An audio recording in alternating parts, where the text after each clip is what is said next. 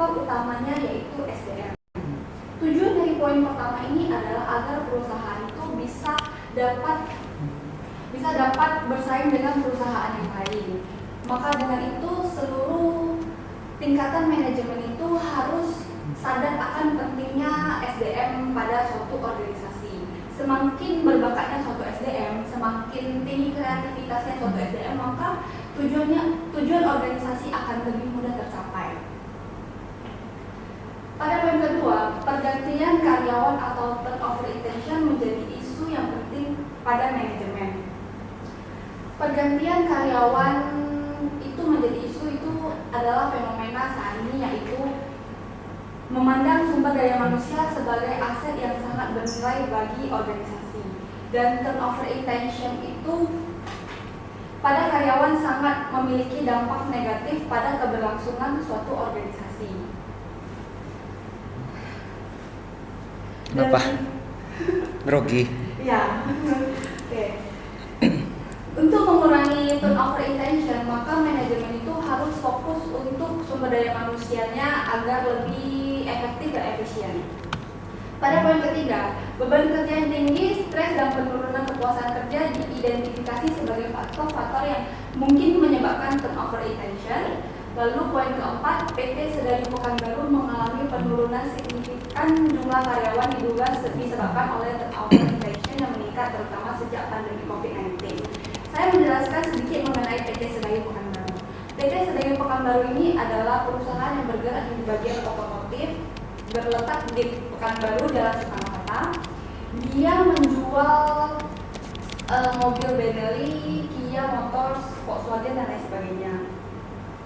Ketika sebelum COVID-19 itu, PT Sedayu memiliki turnover intention yang stabil. Namun sejak pandemi COVID-19 pertengahan 2019, PT Sedayu memiliki penurunan karyawan yang sangat signifikan. Poin berikutnya, data survei menunjukkan Indonesia memiliki tingkat turnover yang tinggi ketiga di dunia, yaitu sekitar 25,8%. Lalu poin berikutnya, kepuasan kerja memiliki peran yang sangat krusial dalam mencegah turnover intention. Karyawan yang tidak puas mungkin mencari peluang baru di tempat yang lain. Lalu poin yang terakhir adalah penelitian ini bertujuan untuk menginvestigasi pengaruh beban kerja, stres kerja, dan kepuasan kerja terhadap turnover intention di PT Sedayu Pekanbaru. Rumusan masalah proposal saya adalah apakah beban kerja, stres kerja, dan kepuasan kerja berpengaruh terhadap turnover intention PT Sedayu Pekanbaru. Lalu berikutnya, tujuan penelitian saya adalah untuk menganalisis pengaruh beban kerja, pengaruh stres kerja, dan pengaruh kepuasan kerja terhadap turnover intention pada karyawan di PT Sedayu Pekanbaru. Landasan teori. Landasan teori saya yang pertama adalah turnover intention.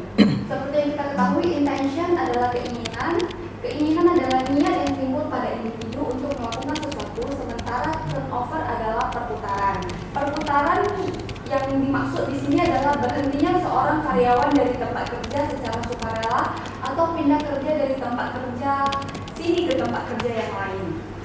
Dan faktor-faktor yang menyebabkan turnover intention adalah yang pertama karakteristik individu, yang kedua lingkungan kerja, yang ketiga kepuasan kerja, yang keempat komitmen kerja.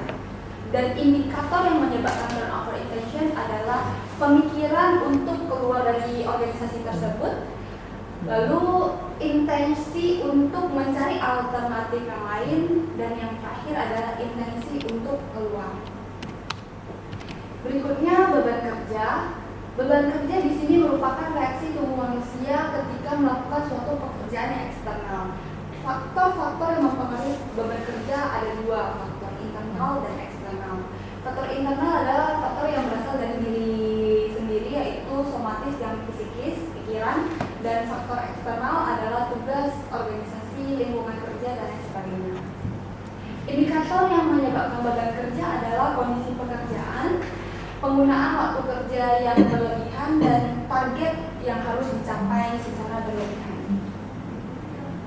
Berikutnya adalah stres kerja. Stres kerja adalah suatu keadaan ketika individu mendapat tekanan atau ketegangan dalam pekerjaan serta lingkungan kerjanya sehingga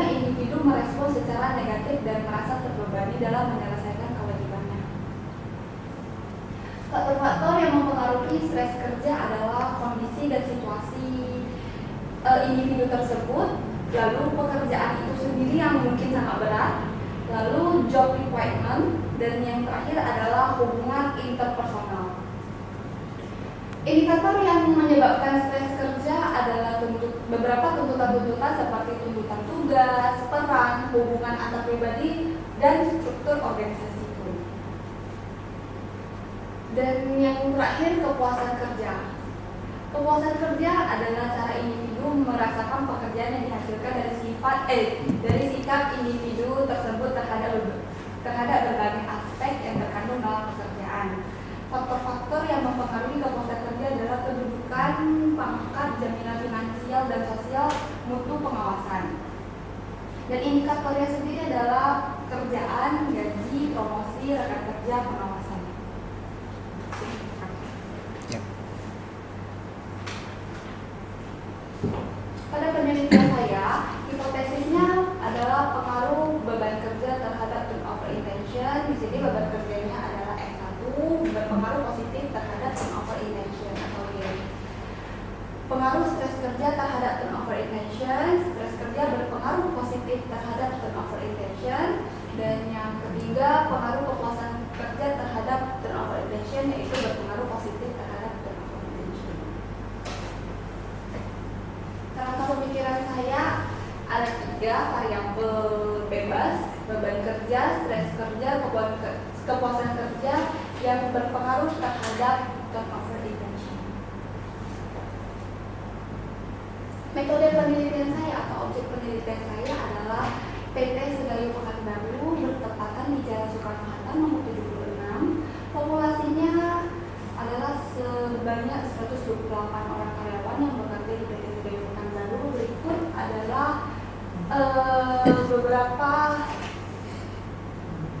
beberapa pembagian dari sampel di PT Sedayu. Kemarin Bapak ada mempertanyakan after sales manager itu pemegang saham. Iya. Bukan, iya kan? Bukan, karena untuk pemegang saham tidak termasuk dalam sampel. Oke. Lalu variabel yang saya pakai variabel bebas atau independen ada 3: beban kerja, stres kerja, dan kepuasan kerja. Variabel terikat atau dependen adalah turnover intention. Masuk aja. Dan jenis data yang saya pakai adalah data primer, ada pemberian kuesioner kepada responden. Data sekundernya adalah data formal yang dimiliki oleh perusahaan seperti jumlah karyawan, gambar perusahaan, dan struktur organisasi. Teknik pengumpulan data saya ada 2, yaitu angket dan dokumentasi. Dan instrumen penelitian itu ada 5 bagian. Jawaban sangat setuju diberi bobot 5, setuju diberi bobot 4, kurang setuju diberi bobot 3, tidak setuju 2, dan sangat tidak setuju itu diberi bobot 1. Teknik analisis data ada 5: analisis karakteristik responden, deskriptif, uji instrumen, analisis uji asumsi kasih, dan uji model. Oke. Terima kasih atas pemaparan materinya. Silakan duduk dan siapkan alat tulis.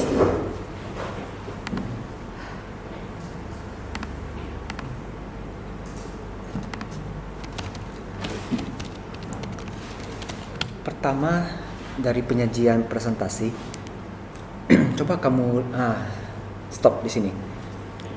Tulisannya agak kecil ya. Iya. Gimana ya? Atau proyektor ya Pak? Di PPT kamu, satu-satu gitu. kalau satu-satu terlalu banyak. Jadi kan kalau tulisan terlalu kecil susah juga bacanya. Nah, itu yang pertama ya.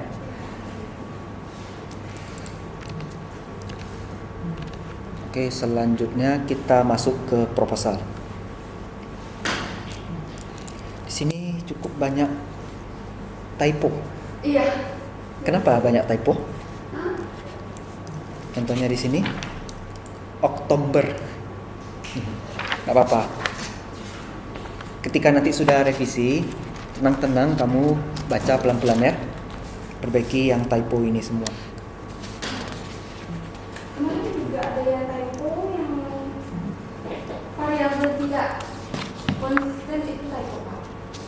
Typo atau kamu kopas punya Typo. typo kok bisa jauh kali? Mungkin lagi sedang tidak fokus Pak. ya.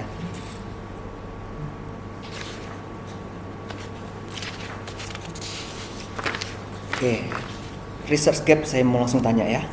Kenapa banyak yang kurang lengkap? Untuk research gapnya sendiri, saya mohon maaf karena terlalu sedikit, mungkin setelah ini akan saya tambahkan lebih banyak. Oke, kamu paham maksudnya dari research gap? Apa itu? Mencari satu, dia mencari satu landasan itu Pak, seperti yang penelitian terdahulu. Penelitian terdahulunya kenapa? Memiliki variabel yang sama di sekitar. Itu benar, tapi yang terpenting dari research gap adalah penelitian terdahulunya memberikan hasil berbeda. Sekarang coba kita lihat satu yang halaman 5 sama yang halaman 6. Pratiwi et al. 2020, halaman 5 paling bawah ya. Beban kerja berpengaruh signifikan terhadap TI. Kita sebut TI aja ya.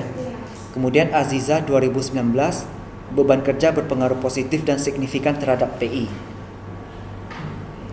Yang Pratiwi 2020, apakah di jurnalnya ada menunjukkan dia arah positif atau arah negatif? Nanti itu kamu coba cek. Kalau misalnya dia tertulis berpengaruh positif, berarti kan tidak ada research gap di sini. Karena dua-duanya sama-sama pengaruh positif. Kita kalau mengambil variabel X itu sebaiknya ada research gap. Tujuannya, kamu logika aja. Kalau misalnya seluruh penelitian menunjukkan hasil positif, kenapa lagi kamu mengujinya? Makanya kita cari satu saja yang berbeda. Jadi itu sebagai kamu bilang tadi landasan kan? Landasan supaya kita ambil dan kita pakai untuk penelitian. Itu namanya research gap. Satu saja yang tidak berpengaruh, gak masalah. Halaman 7 juga begitu. Paragraf kedua, Malik 2021, stres kerja berpengaruh dan signifikan. Kita tidak pakai istilah berpengaruh dan signifikan ya. Kalau berpengaruh ya pasti signifikan kalau di sini ceritanya. Kalau signifikan ya pasti berpengaruh juga. Jadi konsisten dalam penyebutan istilah. Nah, di sini juga Wijaya 2020 katanya pengaruh positif terhadap TI. Cari satu yang pengaruh negatif atau yang tidak berpengaruh. Begitu juga yang di halaman 8. Paragraf 2, Mawadati dan Saputra 2020. Kepuasan kerja berpengaruh negatif terhadap TI. Bla bla bla, Susilo 2019. Kepuasan kerja berpengaruh negatif juga terhadap TI. Sama-sama pengaruh negatif. Cari satu lagi yang beda. Beda ini boleh pengaruh positif atau tidak signifikan. Bebas. Paham yang saya maksud barusan? Padahal tabel penelitian terdahulu kamu banyak itu ya. Tapi gak terpakai semua berarti kan? Kemudian di halaman 8 juga. Dengan demikian penelitian ini memiliki relevansi bla bla bla. Oke, itu kalimatnya bagus. Setelah kalimat itu tambahin apa yang membedakan penelitian kamu dengan penelitian sebelumnya.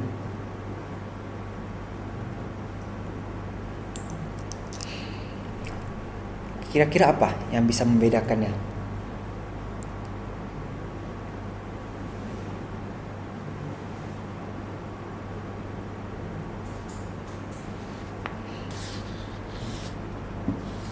Paham maksudnya perbedaan penelitian? Apa itu? Perbedaan penelitian saya dengan penelitian yang sebelumnya kan. Jadi maksud Bapak cari apa yang membedakan?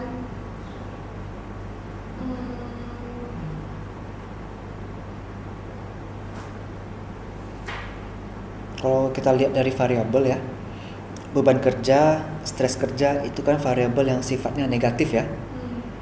Turnover intention juga variabel yang sifatnya negatif. Kepuasan kerja satu-satunya yang variabel sifatnya positif. Berarti kamu di sini gimana cara rangkai kalimatnya? Ya, yang saya bilang tadi. Variabel kamu kan cenderung yang sifatnya itu negatif punya. Terus ada satu variabel yang bersifat positif, yaitu kepuasan. Itu jadi perbedaan bisa. Nah, tinggal bagaimana kamu merangkai kalimatnya nanti. Maksudnya judulnya diubah, Pak? Bukan buah. Misalnya gini, kalau kita punya penelitian, saya pakai variabel yang agak jarang dipakai. Itu kan jadi pembeda kan?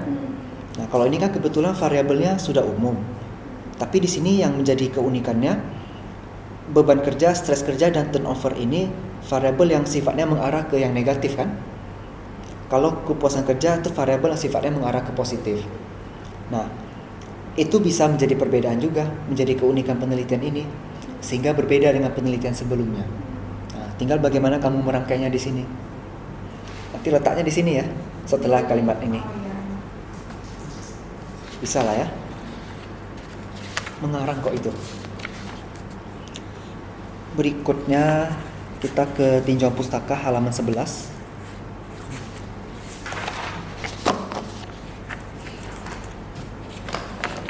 Saya nggak ketemu halaman 11-nya.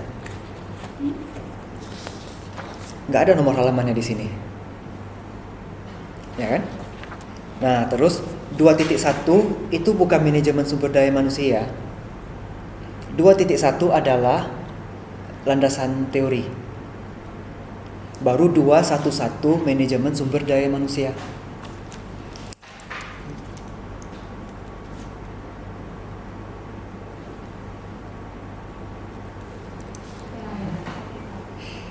Nah, selanjutnya berarti turnover intention di halaman 12 ini itu menjadi 2.1.2. Nah, untuk turunan yang subbab tajuk anak babnya tuh ngikutin. Nah, jadi nanti 2.2-nya adalah penelitian terdahulu. 2.3-nya hipotesis, 2.4 kerangka. Kamu sudah sampai 2.8 di kerangka. Jadi kita kalau bab 2 itu hanya 4 subbab. Oh, ini kebanyakan. Ya, karena kamu di teori kamu terlalu banyak bikin subbab nomor yang baru. Aturan yang teori-teori variabel ini turunan dari 2.1. Oh, iya. Ya, itu kan mengubah itu saja ya, nggak masalah kok. Terus rujukan, kok ada yang masih lebih dari 10 tahun ya?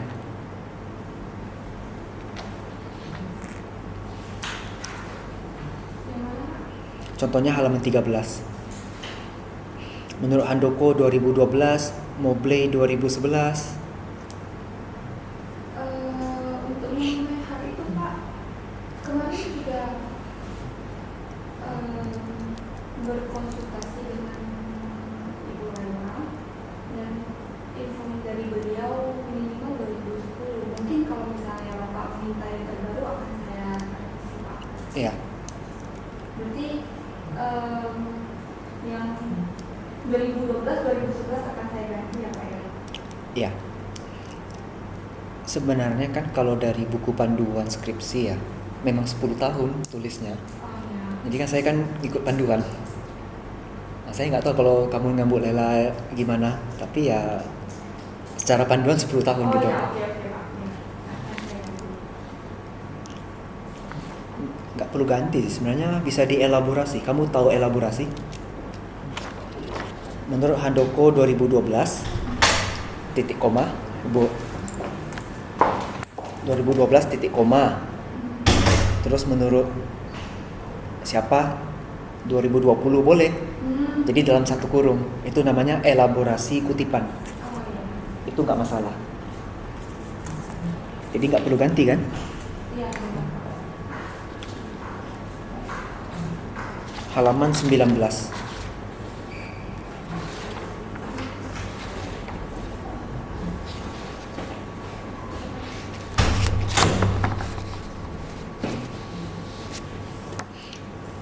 Faktor yang mempengaruhi stres kerja. Menurut Suwondo dalam Waluyo. Itu namanya kutipan dalam kutipan. Itu nggak boleh.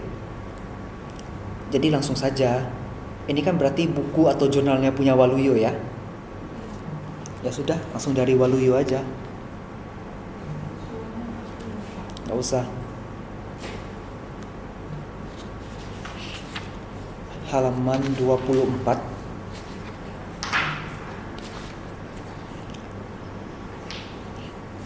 Itu format tabelnya kenapa ada judul peneliti ya? Ini kamu sendiri atau Bu Lela yang minta buat seperti ini? Saya sendiri.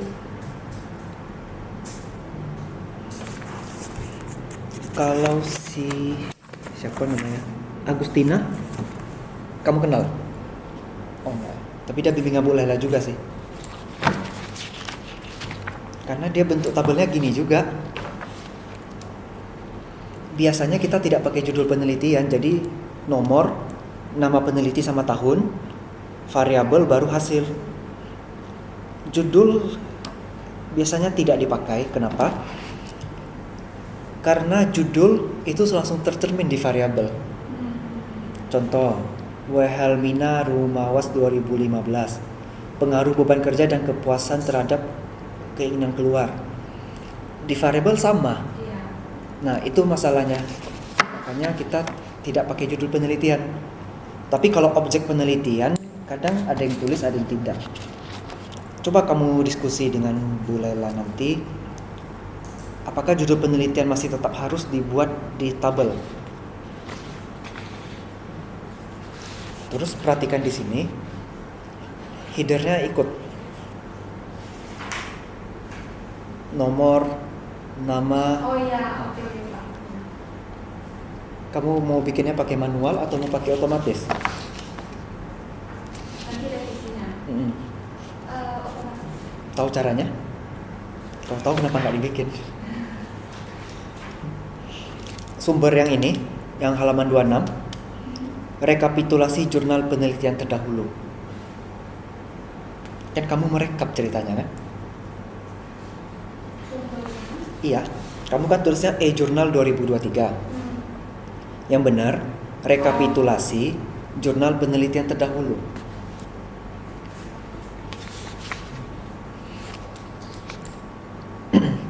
Halaman 27. Di baris keempat paling atas, menurut Suwatno 2018. Ada ketemu?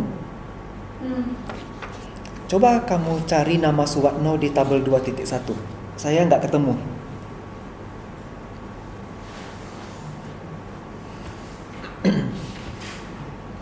Ada nggak? Iya, kemarin Bapak juga sudah sampaikan kemarin malam sama saya kan, saya juga sudah merasa saya tidak masukkan ke tabel 2.1. Alasannya karena ketika saya masukin ke 2.1, saya khawatir tabel 2.1 saya terpanjang.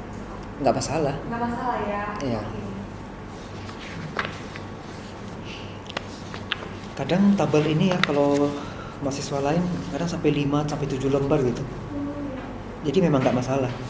Ya selagi memang kita pakai, kita boleh masukin.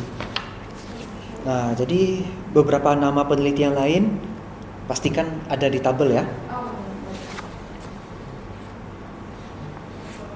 Halaman 28. Itu ada stres kerja berpengaruh positif. 3 baris sebelumnya.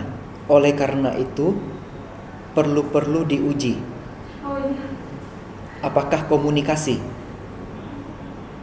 Kita nggak ada komunikasi di sini. Terhadap kinerja karyawan.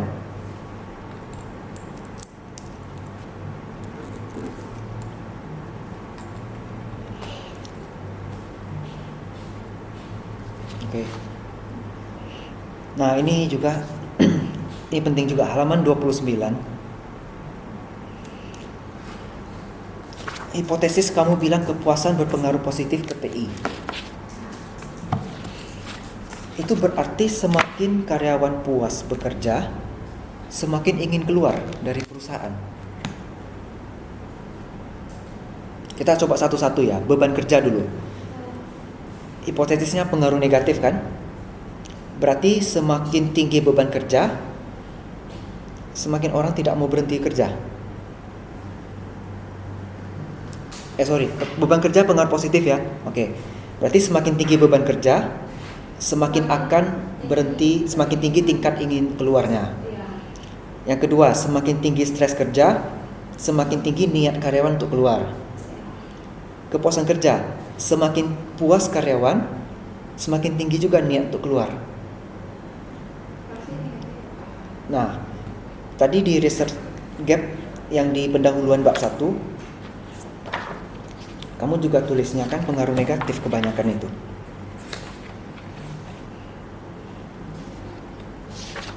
Yang halaman 8. Pengaruhnya negatif tuh. Si Saputra dan Susilo. Jadi kan harusnya pengaruh negatif ya. Kepuasan kerja itu.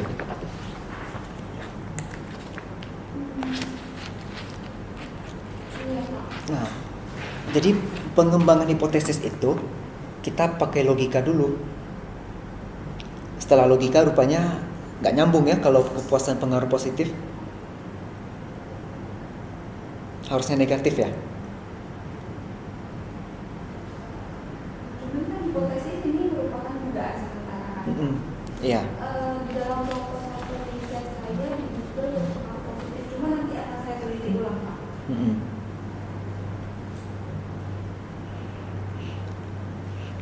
Nah, di halaman 28 paling bawah tuh juga kamu tulis lagi Mawati 2020 sama Susilo 2019 yang mengatakan ini pengaruhnya negatif. Jadi gini, pengembangan hipotesis kan pertama dimulai dari logika ya, yang saya bilang tadi. Apakah mungkin kalau dia puas, dia akan berhenti kerja? Oke, yang pertama. Yang kedua, pengembangan hipotesis didukung penelitian terdahulu. Penelitian terdahulu cenderung banyak ngatakan positif atau negatif. Negatif kan? Kalau begitu, kenapa kita masih nyatakan positif? Nah, logikanya gitu. Bisa dipahami? Oke. Mungkin gak tercek sama pembimbing kali itu. Halaman 30.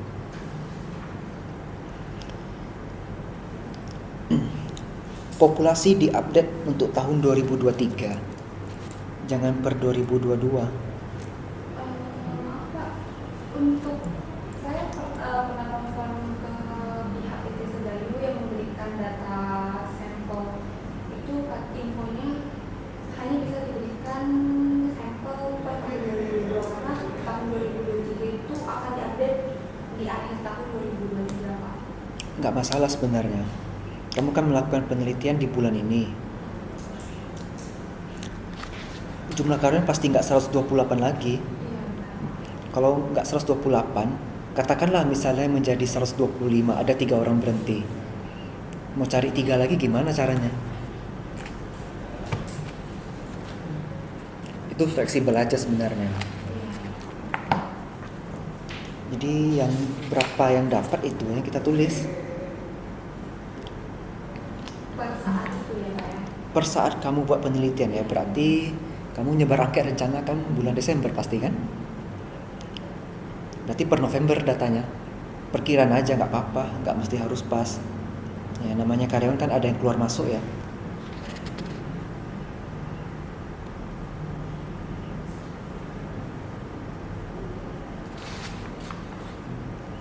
Halaman 37.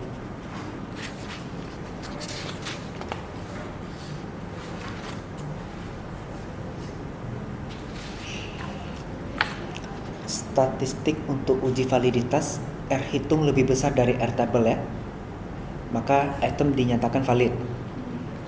Itu menurut siapa kutipannya?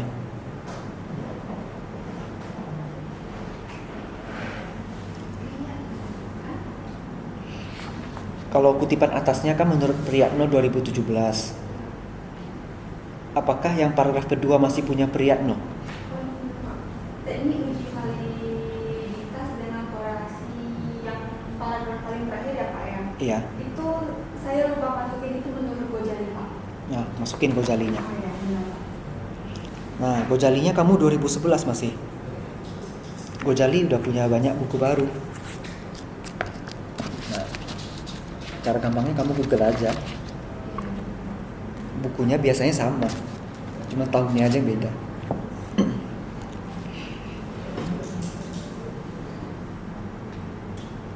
Halaman 38.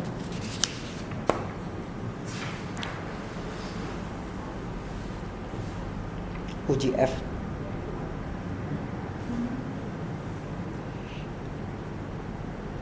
Itu yang benar uji linearitas ya. Kita nggak ada uji simultan. Dia memang kategorinya tetap uji model. Kalau di bawah 0,05 berarti modelnya itu linear, bisa dilanjutkan untuk tahapan berikutnya. Disesuaikan kalimatnya ya.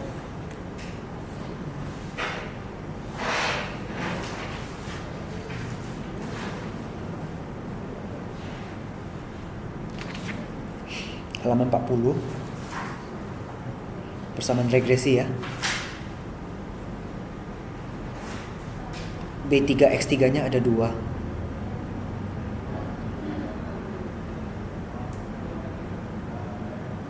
Ya.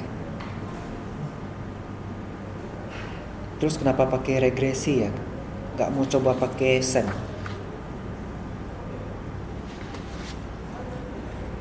Ini kan, ini regresi linear berganda kan? Iya. Apa nggak mau coba pakai SEM? Saya memakai regresi linear berganda karena X-nya itu Ya nggak masalah, SEM juga bisa, X-nya 3, Y-nya 1. Kalau regresi kan berarti angketnya itu nanti dirata-ratain kan, baru jadi variabel beban kerja. Kalau SEM, dia nanti per indikator. Ya sebenarnya kalau mau lebih bagus pakai SEM, tapi nggak apa-apa juga pakai regresi. Saran aja. Tapi biasanya mahasiswa nggak mau.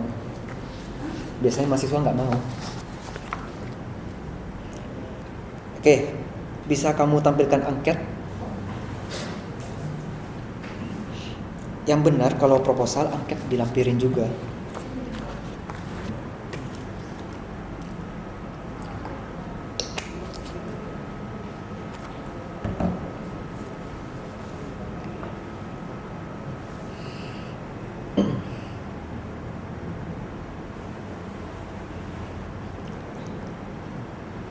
Coba kertasnya dilebarin sesuai layar.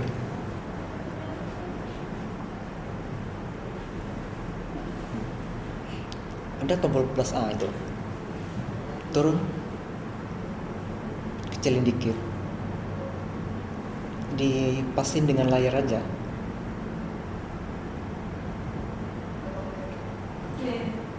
Pas. Oke, turun pelan-pelan.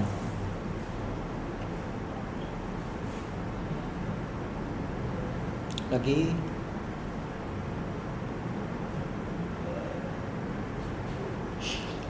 Nah, itu ada nama ya.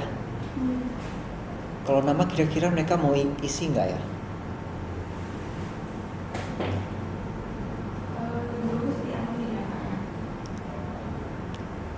Kalau mau lebih bagus sebenarnya tahu nama. Tapi kan kalau variabelnya turnover intention jadi ketahuan dong nanti. Nggak masalah sebenarnya. Usia 17-20. Ada yang berusia 50 tahun ke atas di karyawan perusahaan ini? sedikit. Karyawannya langsung bukan saya Pak ya. 50 ke atas. Ya.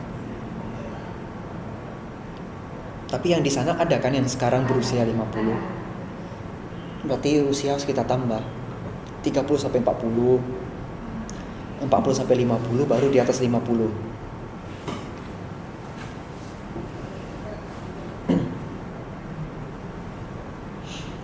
Turun lagi.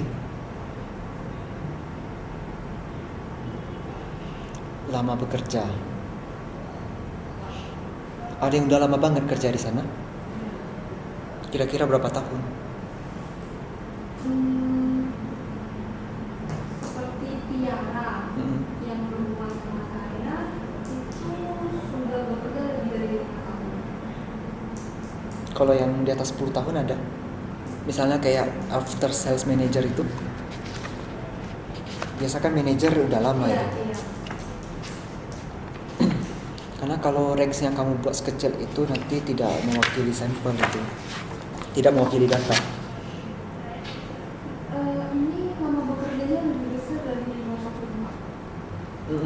Takutnya kalau ada yang kerja lebih dari 10 tahun kan ranksnya bisa kita bikin lebih banyak. Jadi di statistik deskriptifnya lebih bagus. Iya.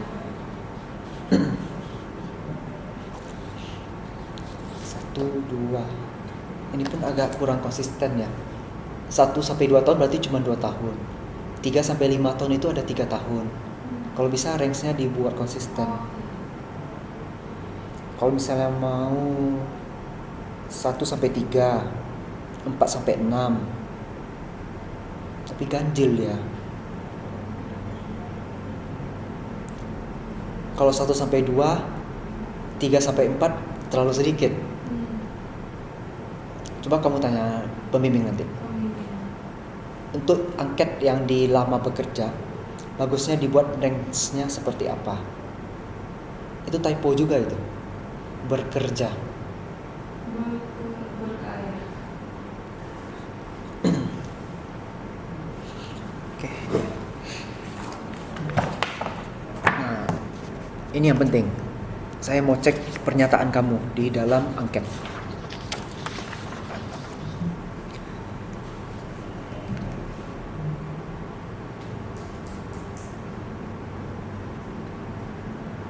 Turun.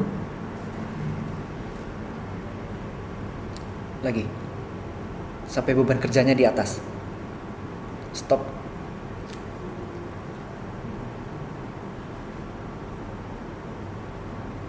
Lanjut. Stop.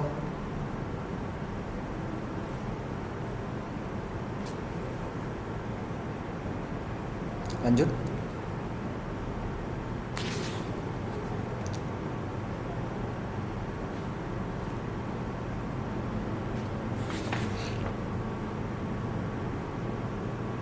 Coba naik sedikit. Nah, stres kerja. Oke. Buka halaman 32.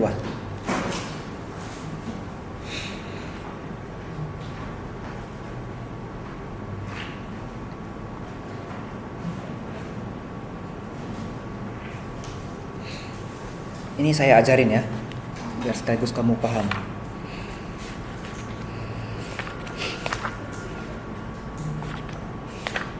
Sambil buka halaman 20. Buka halaman 20, buka halaman 32 sambil lihat layar monitor ya.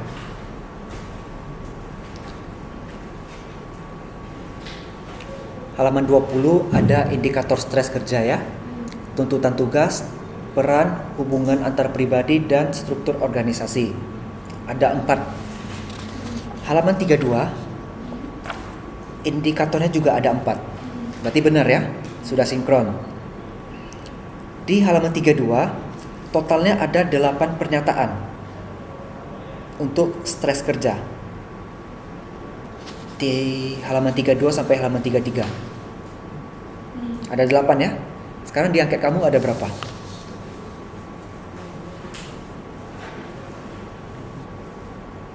Yang stres kerja 6. Harusnya gimana?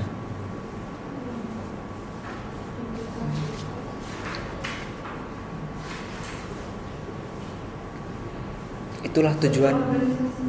Betul, struktur organisasinya nggak ada. Makanya saya nggak bisa cek kan kalau nggak ada angket. Lanjut di kepuasan kerja. Nah, lanjut.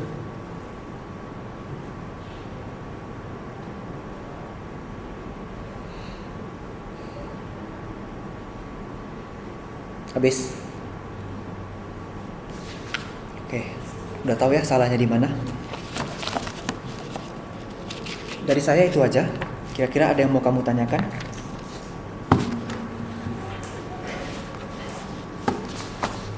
Sejauh ini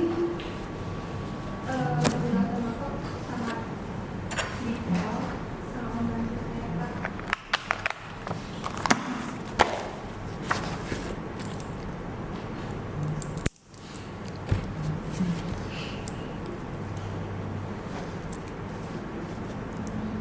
Untuk judul nggak ada masalah ya. Latar belakang fenomena udah oke ya. Fenomena nggak ada masalah. Rumusan masalah oke, tujuan oke, hipotesis Iya, asal perbaiki ya. yang kekuasaan. Variabel oke, alat ukurnya oke, cuman di angketnya kurang lengkap ya. Populasi sampel oke lah, itu nggak apa-apa, itu kan fleksibel ya. Cara ngambil sampel oke, sumber data oke, cara memperoleh data pakai angket, teknik oke, kajian literatur, referensi banyak yang di bawah 10 tahun tadi, tapi oke lah, itu nggak masalah. Kajian penelitian terdahulu, yang hipotesis dengan tabel tadi ada yang nggak sinkronnya, tapi itu saya anggap oke aja, nggak masalah, kan tinggal masukin kan. Kesimpulan seminar berarti tidak perlu diseminarkan kembali. Revisi bisa berapa lama? 1 minggu?